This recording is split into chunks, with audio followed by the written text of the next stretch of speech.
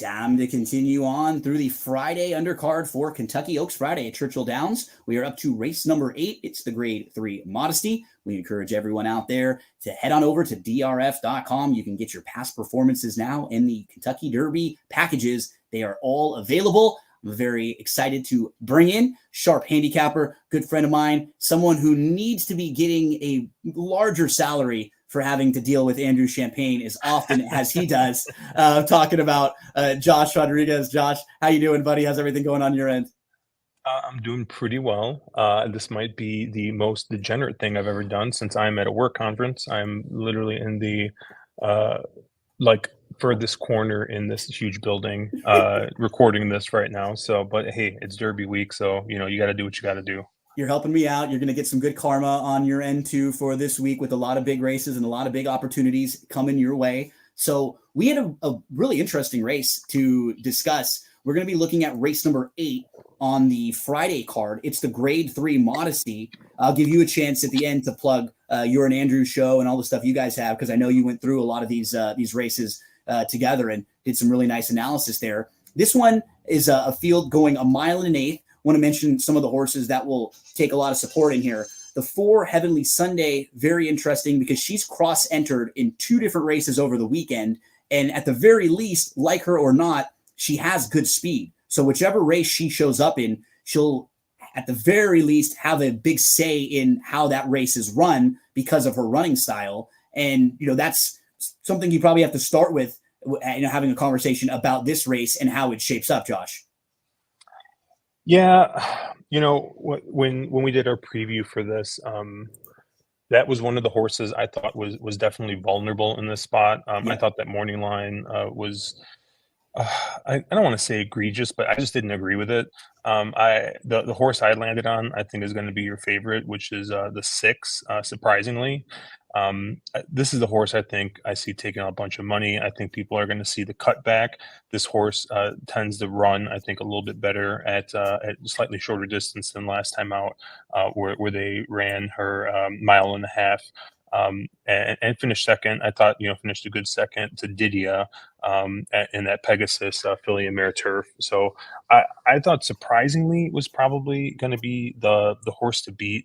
I didn't really want anything to do with the 4 horse in this spot, and then I kind of had 2 other horses that I liked in this spot. But I'll let you go. I'll let you go next. Who did you like here? Surprisingly, I think is probably the measuring stick for this race. I completely agree with you because you look at her form recently, she's been second in 4 of her last 5. And if that's something that concerns you, look at the horses who she was facing, some really nice ones. And then last time out in the Orchid, her trip, she was second early on. And sometimes as a gambler, it can be a little frustrating when you get excited at that moment because you see your horse in the spot that you were hoping. They're in a great spot. And then some traffic happens. Horses on the outside make an early move. And instead of being in that really good spot, she got kind of shuffled back a little bit. And McCulloch was able to move in front of her. So McCulloch is a Grade 1 winner, a 5-time graded stakes winner. Didia, who you mentioned, that's a Group 1 winner in Argentina who's won 3 graded stakes in the U.S., 2-time Grade 1 placed. She's faced really nice company. She's coming back second start off the short little break. I agree with you. I think if this does hold closer to this, you and I are going to be a lot more on, surprisingly, in this spot, who looks like she's ready for another really big effort. Yeah, for sure. One that I want to mention too is right next door to her is Mafi. She's one who you look at her overall form on the grass, it's very good. She's never been worse than second. She's a little, I think she's probably a little bit trickier to ride. She seems like she's kind of a bigger horse who sometimes you have to be a little careful when you're asking, for a run, when you can't start and stop these horses quite as much. But just going to look at the form that she's been in. She chased Ruby Nell and Bella Bell. Her last 2 races, she chased Lone Speed. So she just didn't really get an opportunity to close in both of those races. Dettori's aboard. And Josh, it seems like he's one of those guys that on the big stage, he just seems to show up. He always is going to win a few of these races. He's going to be doing that flying dismount in the winner's circle a couple times over the weekend. And who knows, maybe it's on a horse like Mafi, who could be 6 or 8 to 1 in this spot. Yeah, he's definitely just a guy like you see on a horse in one of these big days. And I'm not saying that you necessarily like auto include, but like it just makes you take a second look, right? Like, wait a second, like, am I really just going to toss this horse? So I did think the 5 was a little interesting, but the two horses that I liked better were on the outside, the 10 and the 11. We can start with the 10 horse Mhm. here, who is Sparkle Blue. I think this might be one that's going to kind of fly under the radar. I mean, I see, if you look at the DRF speed figures, I think this horse is absolutely right there with some Yep. of the best efforts that some of these horses have had. And the other interesting thing is that this is a horse that is pretty versatile. I mean, last time out, the Just horse got got out the in the lead by lead and went default, wire. right? Yep, went wire to wire, but for the most part, this is a horse that doesn't need the lead. So I definitely think that Ruiz can be a little versatile here. He can just see how the pace sets up, and I think either way that this horse is just going to run its race. And then just outside that horse, you have the 11 Caroline Street, named for the aforementioned famous street in Saratoga. I guess I would assume, but you know the Saratoga Invitational that horse ran comes up pretty slow on DRF, but if you look at the time form figs, I think the horse is a little bit more it kind of fits a little bit closer to what's being run here, and that was kind of the career best race for this horse.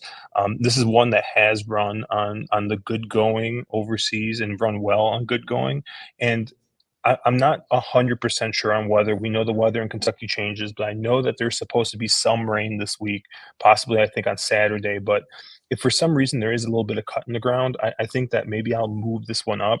Not necessarily like on a soft ground, but if we have more of a good going, I think this one you can move up. You get Joel Rosario aboard. Brendan Walsh knows how to train a turf horse, and I think this is one at 15 to 1 that could surprise. Caroline Street, nice price here. A couple horses to the outside that are on the radar for Josh. Very much agree with you. You talked about Sparkle Blue, third start off the bench. This one is ready for another step forward too. And we were both hitting on the horse who probably is the one that's the horse to beat surprisingly in here, who's 5-1 on the morning line. Josh, any other thoughts on the Modesty? No, those are the three horses I'm gonna key around. Let's pull up the Kentucky Oaks field. We have the graphic here. 14 fillies were drawn. We have 5 of them between 7-2 and 5-1. So this is a real cool version of the Oaks. Like, you have a lot of these horses from different places, the different preps. They were good, they were strong, and now they get to all sort of come together and see who's the best of the best. This is how we like the Derby and the Oaks and the Breeders' Cup races to be run. Yeah, and you mentioned all these horses kind of bunched up at the top. I only need 2 of them. I wanted to single the 11 Ways and Means. I thought that this is a horse that is pretty green still, and has found a little bit of trouble the last couple starts. And I think of all the horses in here, we haven't seen her best, and she's run some really good races. So if we get a step forward from some of those races, I think she could be pretty tough to beat. And I think that she is one that definitely has that room for growth. And I think the other horse that I really like is 13 Just FYI, is one that won the filly and the Breeders' Cup juvenile filly mare, and came to another race, kind of a prep race, off the layoff, ran a really good second. And I don't think that was the target.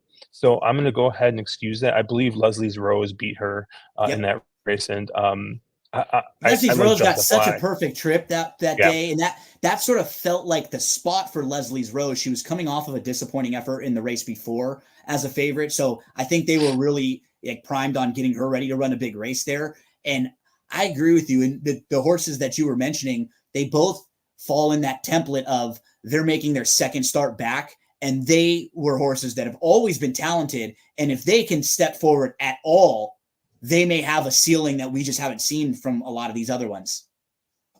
Yeah, and those are really the only two horses in this race I was interested in. I'm going to try and be skinny here in the Kentucky Oaks.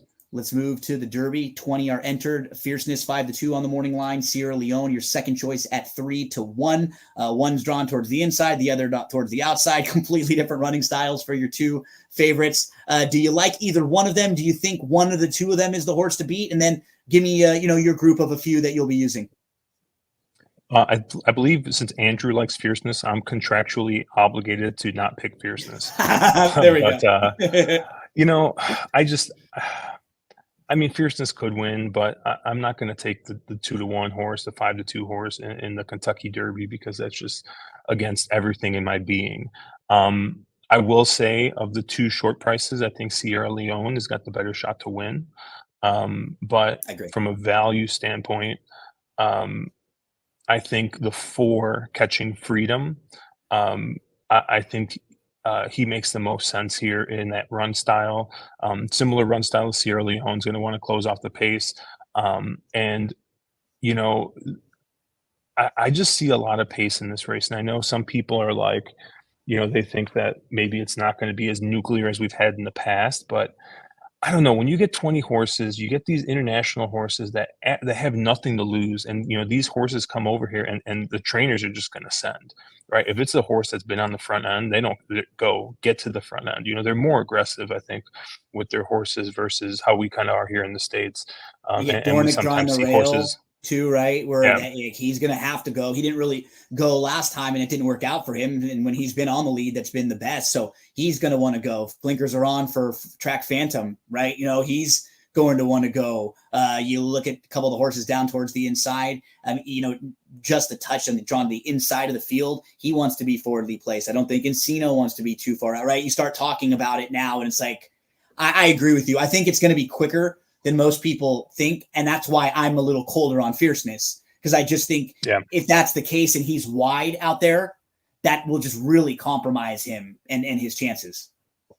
Yeah, like if I get through the first 4 legs of this pick 5, Sierra Leone is not going to beat me. I'm using that horse. That horse will be on my tickets.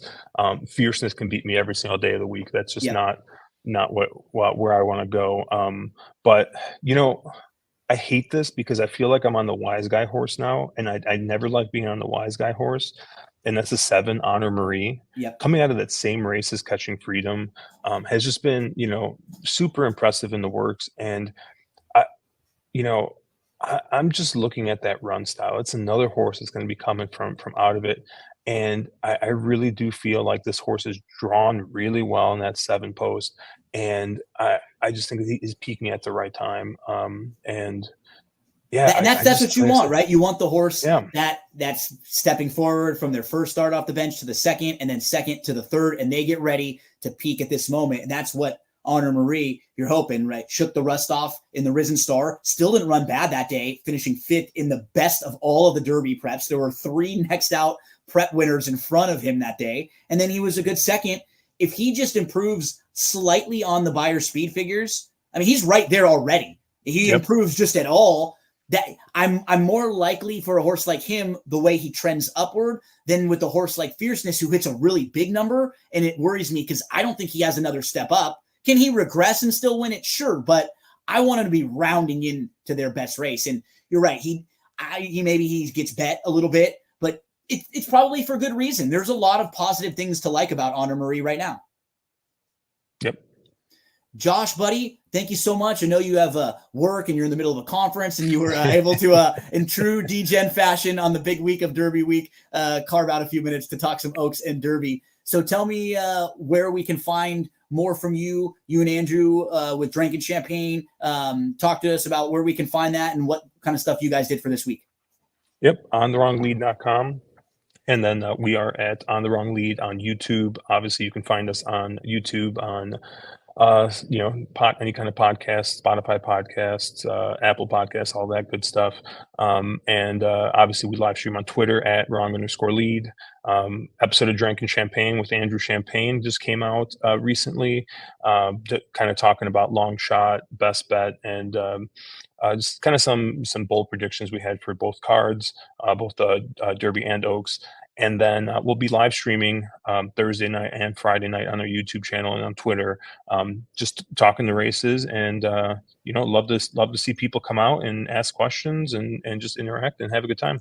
Yeah, I'm really a big fan of your guys' Josh, honestly, from the very beginning with you and Caleb. And I give old Andrew a hard time, but you guys do really good work. You have a fun dynamic. You get it. Like you are putting out the kind of stuff that you'd want to watch.